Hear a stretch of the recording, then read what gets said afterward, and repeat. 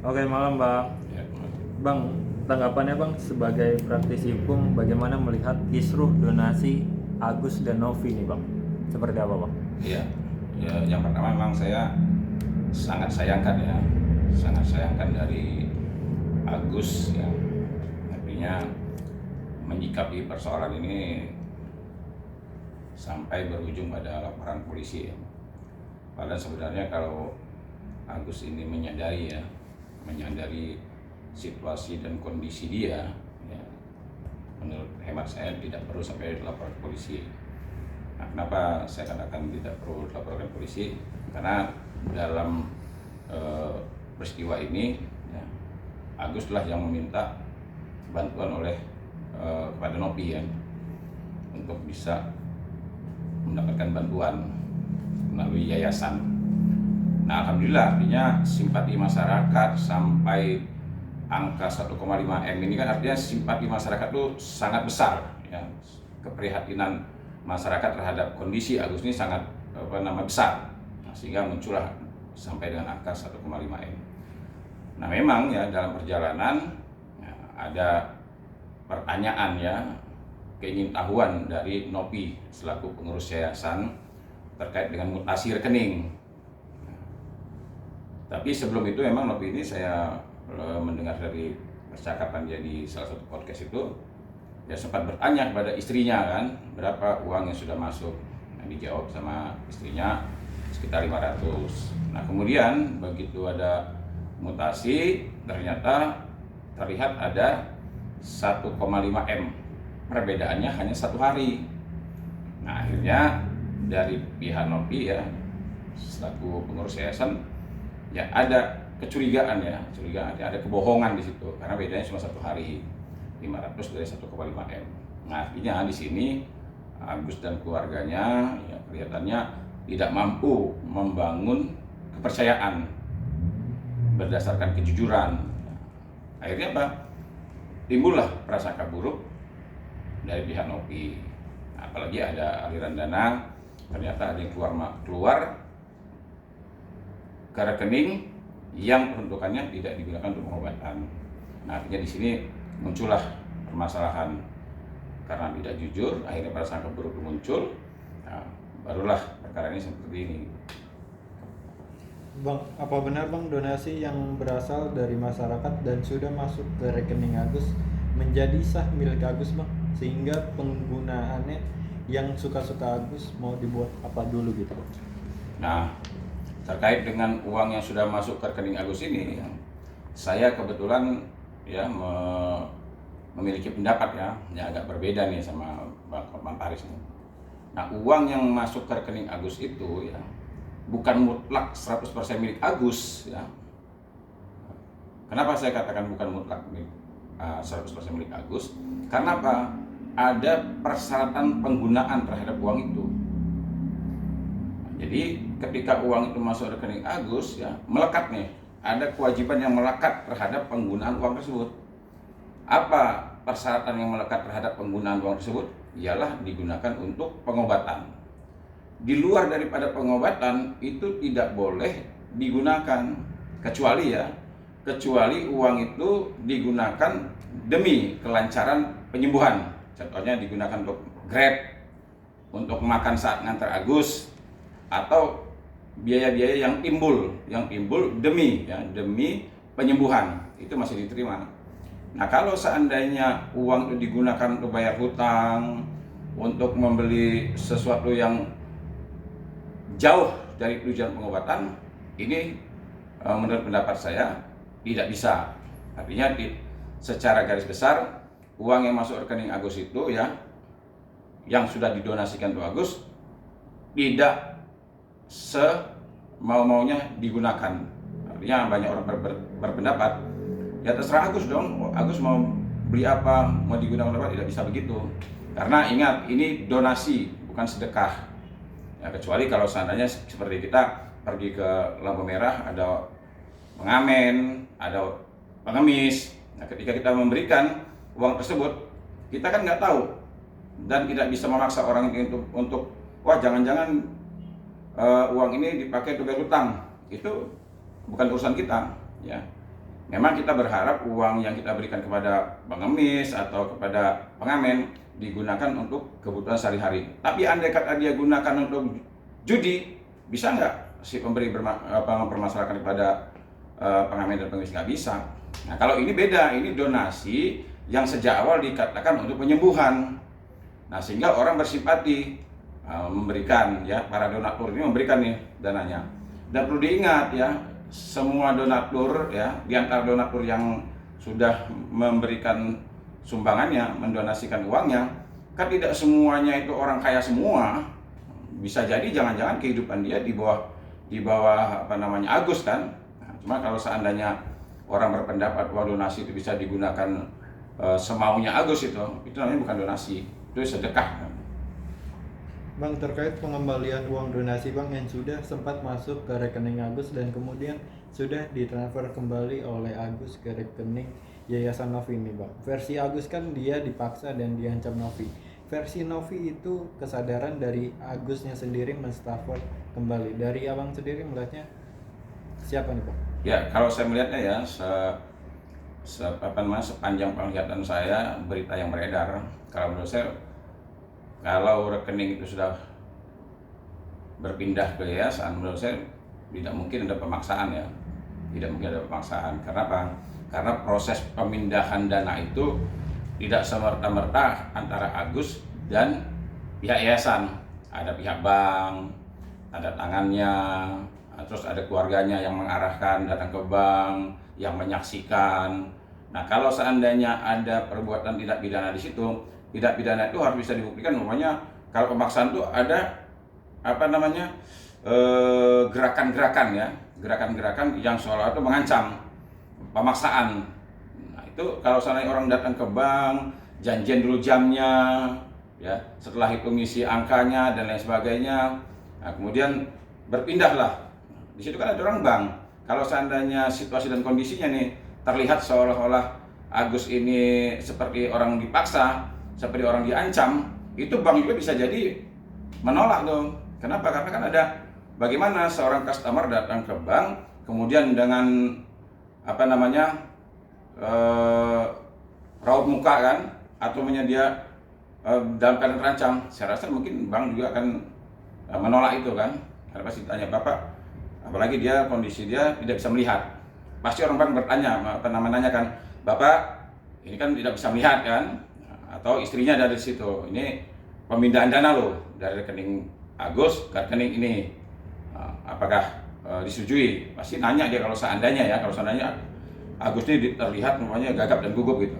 Saya rasa kalau seandainya dikatakan bahwa ada pemaksaan, ada pengancaman, saya rasa tidak mungkin lah itu.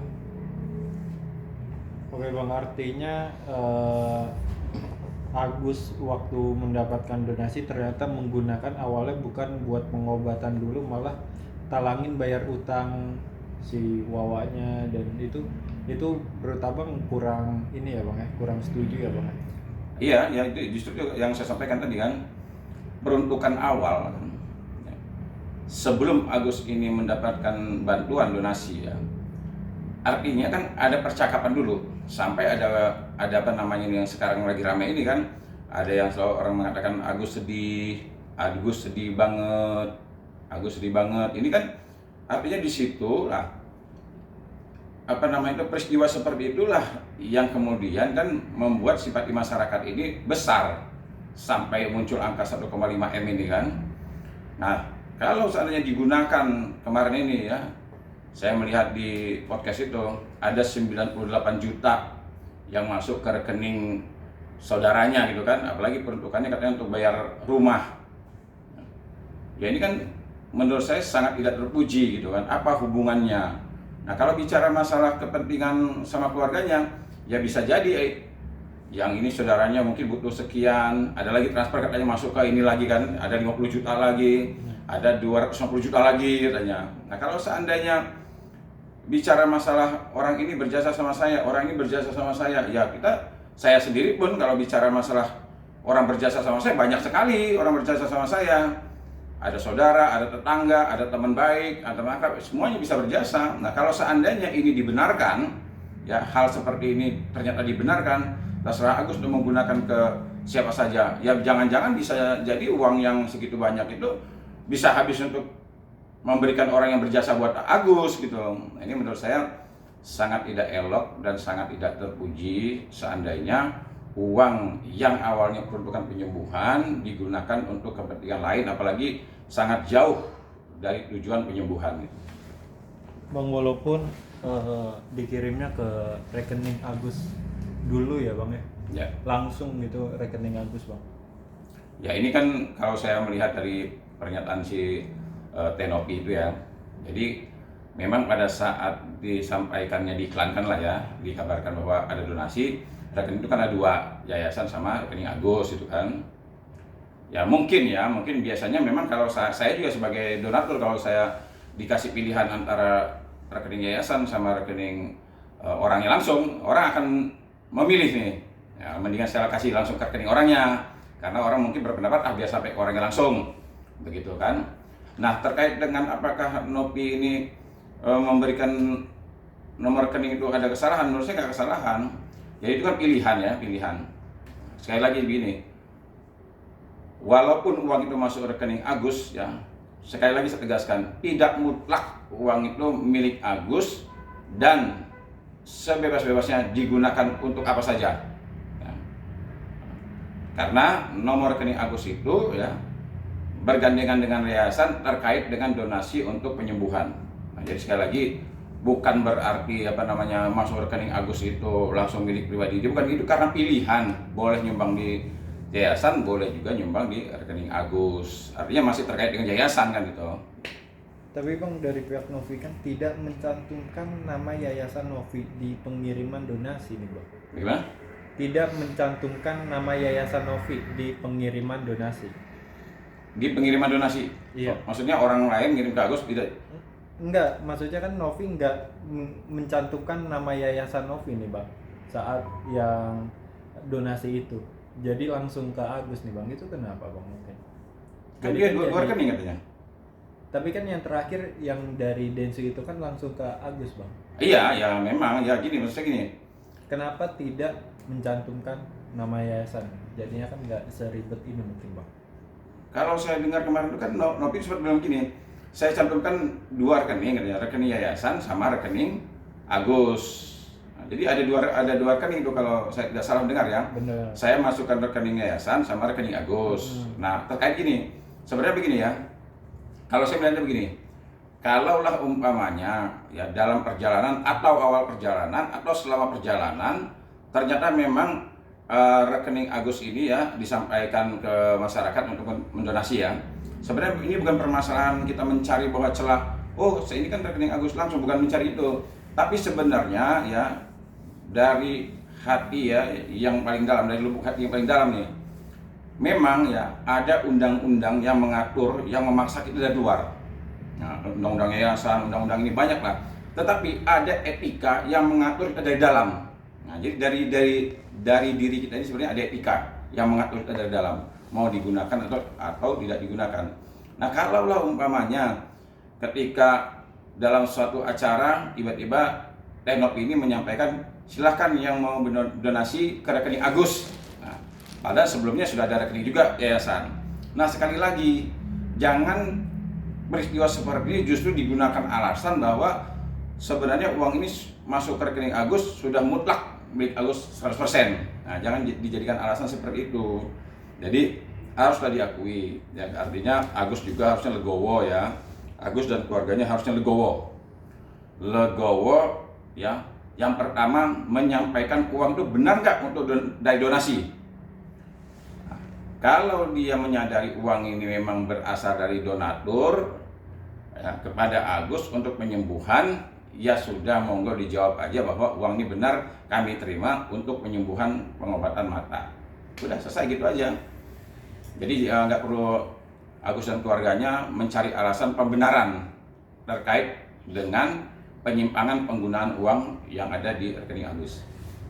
Bang Agus sama Bang Farad sendiri kan merasa nggak ada kesempatan tertulis terkait donasi yang masuk ke rekening Agus. Jadi Agus ya merasa terserah dia mau pakai buat apa gitu Bang. Nah ini menurut saya pendapat yang keliru ya. tidak ada perjanjian tertulis. Ya, ingat nih. Ada perjanjian tertulis, ya. Ada perjanjian tidak tertulis. Perjanjian tertulis itu memang ya mengikat kedua belah pihak. Ya. Tetapi ada juga di Indonesia ini ada budaya ya, ada di suatu wilayah yang memang perjanjian itu tidak tertulis, tetapi ini diakui. Contohnya begini, kalau saya manggil orang yang lebih tua daripada saya nih, ya, atau umpamanya saya bilang lah, umpamanya kamu, orang yang lebih tua saya panggil namanya, boleh nggak? Nggak, secara etika nggak baik gitu. Tetapi diakui. Nah, jadi sekarang begini, kalau memang ada pendapat orang mengatakan bahwa kan tidak ada perjanjian antara Agus dan Novi sehingga suka-sukanya Agus, ya kalau menurut saya gampang aja, sekarang laporin aja Novi itu, berarti dia melakukan penggelapan dong. Bisa nggak dilaporkan Novi itu melakukan penggelapan atau penipuan? Nggak bisa. Kenapa? Yayasan itu menguasai uang bukan untuk dimiliki, tapi untuk mengawasi penggunaan uang tersebut. Nah, kalau penggunaan uang tersebut digunakan untuk penyembuhan, yayasan tidak boleh menahan uang itu.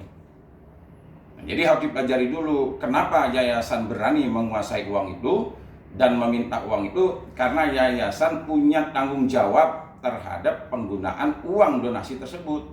Itu walaupun tidak ada perjanjian secara spesifik. Inilah hebatnya orang Indonesia ya. Orang Indonesia itu banyak sekali ketika melakukan kegiatan kemanusiaan, kegiatan sosial tidak perlu perjanjian tertulis. Kenapa? Karena kegiatan sosial, kegiatan kemanusiaan, kadang-kadang kita langsung aja silakan menyumbang ke si A, rekeningnya si A, silakan langsung. Tapi yang penerima uang donasi tersebut ya harus tahu diri. Kalau dia diberikan uang donasi, ya gunakanlah untuk sesuai dengan perjanjian awal. Nah bang, makanya kan Agus melaporkan Novi karena merasa diancam Novi buat mengembalikan donasinya Agus nih bang, tanggapannya? Ya kalau menurut saya begini ya, sekali lagi saya katakan begini, kalau Agus tidak bisa memahami situasi dan kondisinya dia, menurut saya nanti ya sanksi sosial terhadap Agus semakin buruk. Harusnya dia bisa introspeksi, kenapa masyarakat sekarang berbalik arah, yang tadinya simpatis sekarang memaki. Harusnya dia menyadari posisi dia sebagai apa, posisi yayasan sebagai apa. Dia adalah orang yang butuh bantuan, yayasan adalah orang yang membantu dia agar bisa mendapatkan bantuan. Apakah pantas ya? Ini saya kaji dulu dari permasalahan etika, moral, dan sosial nih. Apakah pantas orang yang tadinya minta bantuan dengan kalimat tadi yang saya ulangi, mohon bantuan Novi katanya, Agus sedih banget, itu kan sudah beredar kemana-mana tuh. Nah sekarang orang ini dilaporkan ke polisi. Nah apakah Agus ini tahu akibat kalau seandainya laporan polisi ini kan bisa mengakibatkan orang masuk penjara. Nah orang yang masuk penjara ini kalau seandainya masuk penjara orang yang pernah membantu dia, ini saya dari etika dulu ya, saya nilai dulu. Nah, tapi secara hukum menurut saya ya, laporan terhadap Novi ya sebagai pengurus yayasan, menurut saya baik pencemaran nama baik maupun pengancaman atau pidana lain, menurut saya tidak ada unsur tindak pidananya. Ya, tidak ada unsur tindak pidananya. Kenapa? Sekali lagi saya katakan, Novi menguasai uang tersebut, ada nggak haknya? Ada. Kemudian, apakah tujuan Novi menguasai uang untuk dimiliki? Tidak. Apa fungsi dia menguasai uang itu? Mengawasi penggunaan uang tersebut. Kenapa? Karena dia adalah pengurus yayasan.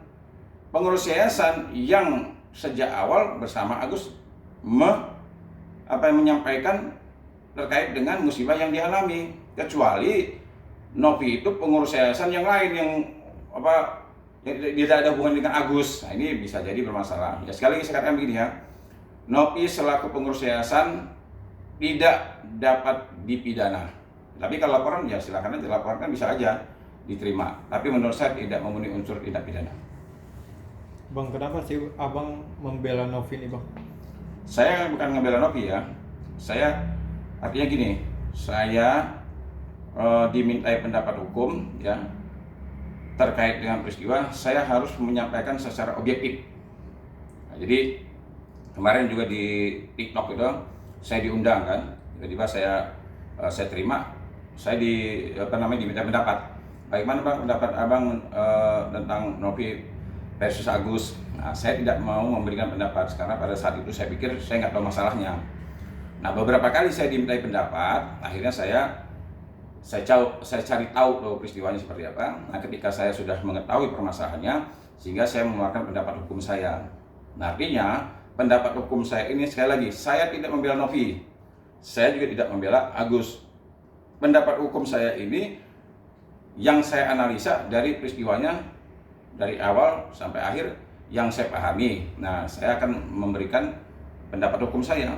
Nah, kemarin juga begitu saya mengeluarkan pendapat hukum saya, yang mungkin ya menurut penilaian orang saya membela Novi, padahal ini pendapat hukum saya netral saya dalam hal ini netral. Tetapi memang pendapat saya itu ya mungkin menguntungkan Novi, karena apa? Ya faktanya seperti itu. Dan perlu saya tegaskan ya, pernyataan hukum saya boleh dicek jejak digital saya.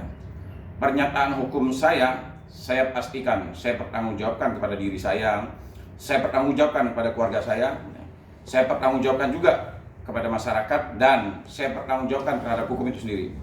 Nah, yang penting lagi nih, saya pertanggungjawabkan kepada Tuhan Yang Maha Esa. Artinya pendapat hukum saya itu saya pertanggungjawabkan baik di dunia maupun di akhirat. Jadi jangan menganggap saya ini membela Novi, karena mungkin ada sesuatu, enggak. Saya tidak kenal Novi. Ya, saya sekali lagi saya memberikan pendapat hukum saya berdasarkan fakta-fakta yang ada dan saya pertanggungjawabkan. Bang, kini muncul juga petisi kembalikan donasi Agus yang sudah ditandatangani lebih dari 140.000 orang, Bang. Nah, saya jujur aja ya saya juga orang yang setuju ketika petisi ini muncul. Kenapa saya katakan setuju? Jadi andai kata saya di pihak donatur ya, orang yang memberikan donasi, mungkin kalau seandainya uang itu sudah habis digunakan, ya secara hukum agama nih ya, ketika kita berbuat baik, orang itu mau menggunakan uang kita untuk apa, itu bukan urusan kita. Artinya perbuatan baik tetaplah dengan pahala yang baik.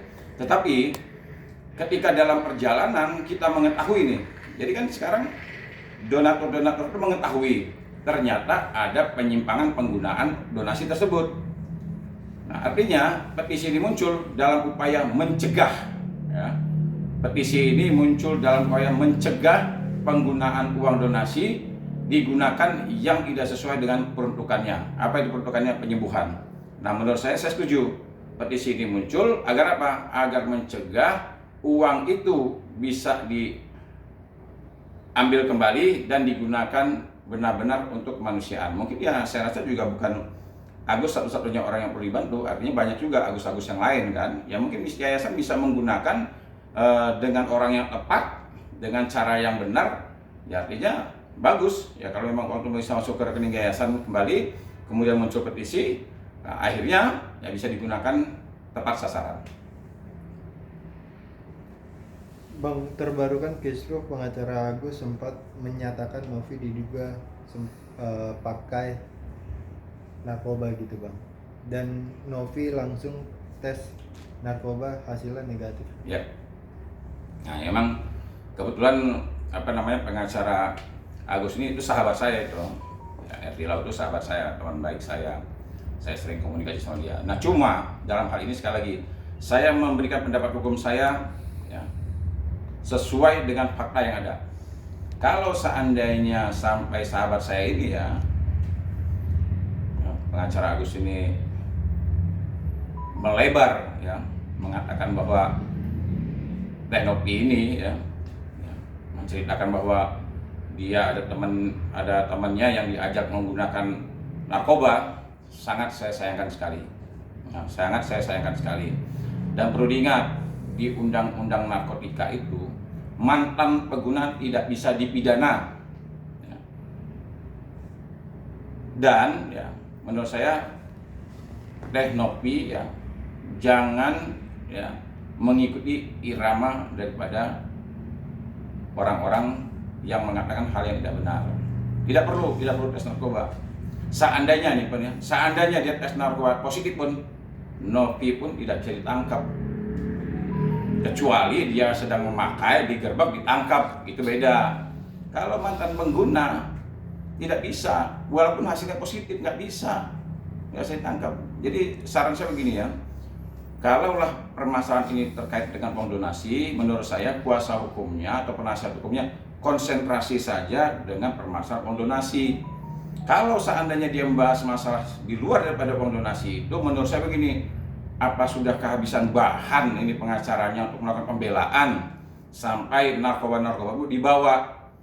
Kalau memang dia memiliki bahan berargumen ya terkait dengan uang donasi ini, menurut saya tidak mungkin keluar dari permasalahan uang donasi. Nah, kalau seandainya sampai membahas masalah narkoba, membahas masalah yang lain, menurut saya mungkin pengacaranya sudah habis bahan dia untuk berargumen melakukan pembelaan hukum terhadap kliennya.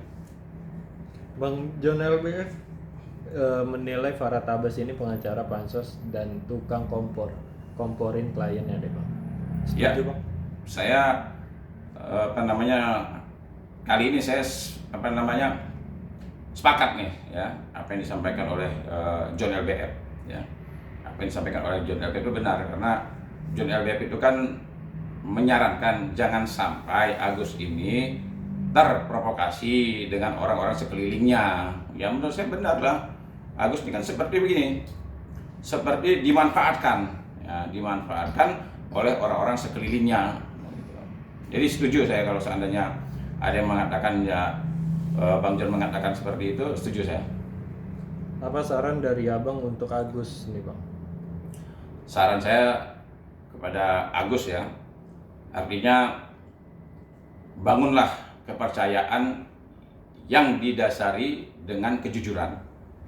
Agar apa? Menghilangkan prasangka buruk masyarakat terhadap Agus. Dan ya, menurut saya dalam hal ini Agus harus ya melangkah mengawali persoalan ini ya, harus memiliki tujuan agar permasalahan ini menjadi selesai, bukan justru menciptakan permasalahan lagi. Dan saya sekali lagi ya, dengan maksud ya tidak merendahkan Agus ya, kondisi Agus sekarang ya, Agus tidak bisa melihat. Artinya kondisi Agus sekarang ini tidak cukup baik untuk melakukan ya perbuatan atau upaya-upaya hukum yang berakibat nanti bisa jadi justru Agus nanti yang terkena permasalahan hukum. Menurut saya sudah legowo, Agus akui kalau memang ada kesalahan, ada kekeliruan, ya mungkin ada kebohongan. Agus harus akui secara jujur, karena kondisi Agus sekarang ini perlu bantuan, ya daripada nanti Agus sedih lagi, bahkan mungkin bisa jadi Agus sedih banget lagi. Menurut saya udahlah, ya hentikan, cukup sampai di sini, fokuslah terhadap penyembuhan Agus. Untuk Teh Novi Bang, pesannya apa Bang? Ya kalau untuk Teh Novi ya tetap semangat, ya tetap semangat melakukan kegiatan-kegiatan sosial, kegiatan-kegiatan kemanusiaan, ya jangan ragu, ya. Jangan takut, ya tetap semangat lakukan hal yang memang harus perlu dilakukan, ya. Jangan khawatir terhadap ini laporan polisi, jangan khawatir terhadap dugaan-dugaan yang mungkin negatif, ya sepanjang Novi berada di pihak yang benar, ya berada di jalur rel yang benar, ya lakukan yang perlu dilakukan, dan yang tidak perlu dilakukan jangan dilakukan. Biar aja orang mengatakan permasalahan narkoba, permasalahan jangan diikuti, ya jangan diikuti. Novi, saran saya jangan menari dengan pukulan gendang orang lain. Biarlah orang pukul gendang, tapi Novi jangan mengikuti irama pukulan gendang orang lain. Pesan buat Bang Farhad Abbas apa Bang, sesama advokat? Ya, pesan saya buat sahabat saya ya, Farhad Abbas ya, saya ya saya hanya sebagai sahabat bisa memberikan pendapat. Ya jadilah seorang advokat yang bersikap dan berperilaku ya, yang menunjukkan ya, kemampuan ya, bisa berpikir jernih dan bisa mengambil keputusan yang baik dengan cara yang baik dan benar. Agar apa? Agar kita sama-sama advokat bisa menjaga harkat dan martabat kita sebagai penegak hukum, sebagai penasihat hukum. Ya, saran saya, berikan nasihat klien kita dengan baik agar klien kita bisa keluar dari permasalahan, bukan justru menceburkan klien kita dari permasalahan. Itu aja mungkin pesan saya. Mudah-mudahan sahabat saya sehat terus dan berada di jalan yang benar. Tambahan sedikit, kalau pesan untuk John Beb apa Bang dari Abang? Ya, pesan buat Bang John, ya saya sudah dengar apa dia mengatakan bahwa Bang John juga ikut campur katanya. Ya sepanjang Bang John bilang kalau ada permasalahan peristiwa kemanusiaan, maka dia ikut serta kepeduliannya terhadap peristiwa kemanusiaan. Pesan saya ya, tetap Bang John semangat ya. Kepeduliannya terhadap kemanusiaan ya tetap ditingkatkan ya, kepeduliannya memang terkait dengan permasalahan kemanusiaan ya. Saya dukung Bang John untuk turut serta ya, masuk dalam arena terkait dengan kegiatan-kegiatan sosial dan kemanusiaan.